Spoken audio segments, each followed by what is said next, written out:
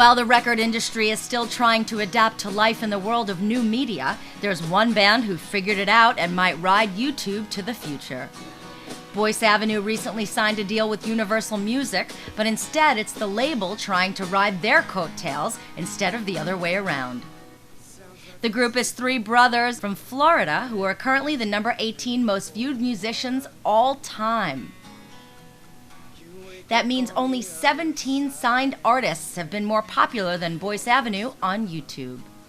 The band's success mostly comes from being on YouTube and from the covers they performed of Justin Timberlake's Love Stoned, Rihanna's Umbrella, and Coldplay's Viva La Vida, among others. We asked about getting so popular with their cover songs and if that's a good way to launch a career in music. From my perspective, there's a couple different approaches. Some kids I've realized, or some people, when they want to learn how to play guitar or sing, they just get right into it and just start writing original music, even if they only know 3 or 4 chords, and start writing 20, 30, 40 songs like that. I personally, I think the way he approached it, and I guess the way I approached it as well, just worked really well. Like the first song, he waited years before he even tried to write his own first song, because he wanted to be prepared. He wanted to have a solid foundation, and he wanted that moment, I guess, when he wanted to let out his emotions and write that first song. He didn't want to be hindered by not knowing how to play, Boyce Avenue has completed work on their first album of original songs, and the collection titled All We Have Left is set for a June 15th release. With their success so apparent, we asked them if they were a little leery of signing to a major label like Universal for its release.